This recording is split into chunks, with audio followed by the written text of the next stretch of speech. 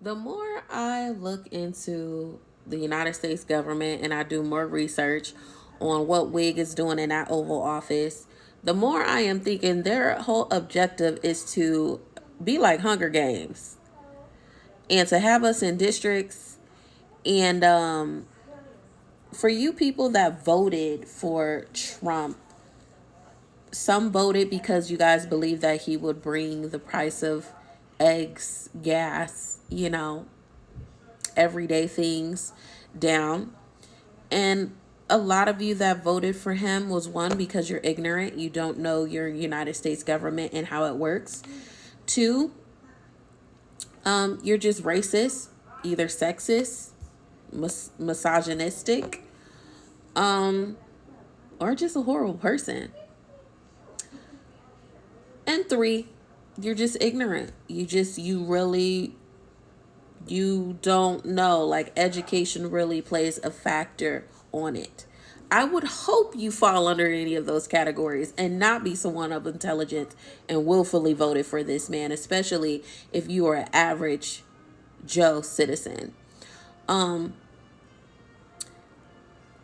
Everything that they're doing is to promote white supremacy. From them scrubbing diversity, equity, and inclusion,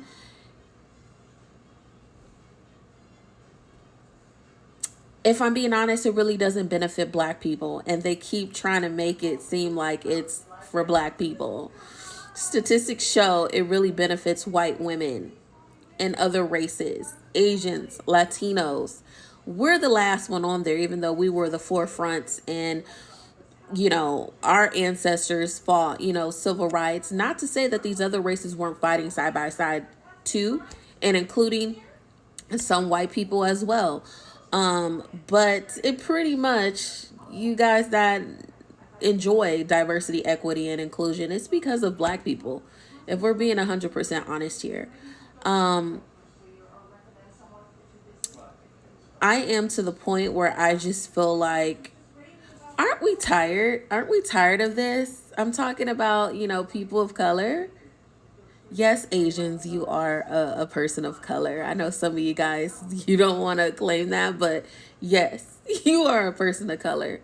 Native Americans, are we tired? Latinos, are we tired? Middle Easterners, are we tired? Indians, are we tired? Black folks been tired. I think at this point, if you look at everything that is the laws put in place, the versus Roe v. Wade overturned, um, there is a decline that is happening in the white population, and they don't like talking about that. And I really feel, and this isn't all, because again, there are a lot of white people, a lot of other races that don't believe in racism, don't believe in bigotry, don't believe in, being unfair, right? But there still is, we need to have an honest conversation. There still is a large population here in the United States, at least in the positions of power, that don't believe that any other race is equal to them or deserves to live a fair, just life. They are not happy unless they ruin people's lives. If you look at their history and the culture, it is unaliving people, SAing people, beating people, stealing people land, giving people diseases on purpose, poisoning waters, not helping civilizations, burning cities, burning towns.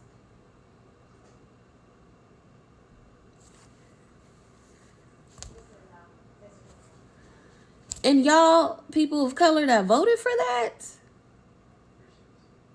do y'all not see? See, y'all not gonna realize it until it start hurting y'all. And some of y'all start realizing it because what he is doing already started impacting you. I'm seeing some of you guys cry online. And just because I'm pointing out these things, I'm not racist. I'm not prejudiced. We're having an honest conversation. This is real history. It's real history, whether they want to take it out of the books or not. You can't just wipe out history. The only way you learn and you don't repeat the same cycle is you face what your ancestors done and continue to do. And your children continue to benefit off of. You come up with a solution. Not a solution you guys want. A solution where every race has a seat at the table equally and fair. And you treat people fair.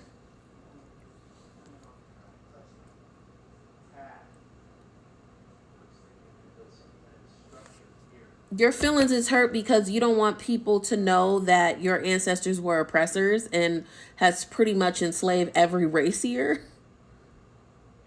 Has harmed almost every race here, including your own. That's the kicker here. You people that live in these rural areas. And when I am saying this stuff, I mean it really. My intentions is pure and good. Your history before slavery started with black people, poor white people was enslaved.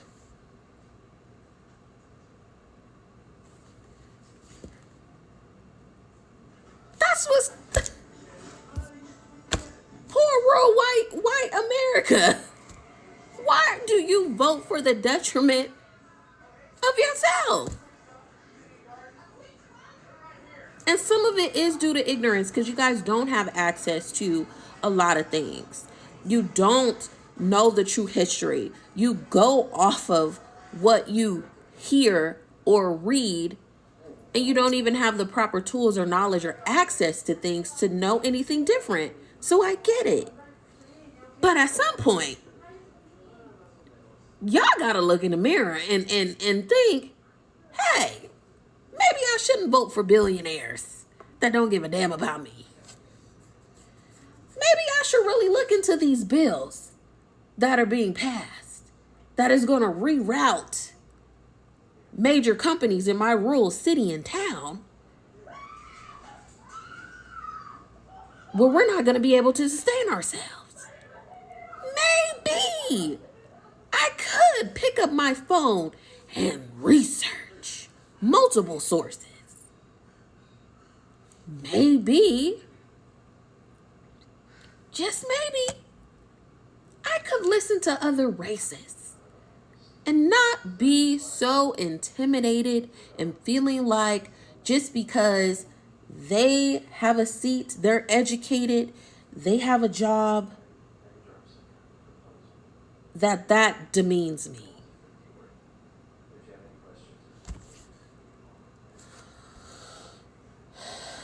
I've been really contemplating on having this conversation, honestly, on here because it doesn't matter what I say, somebody will get offended. It doesn't matter.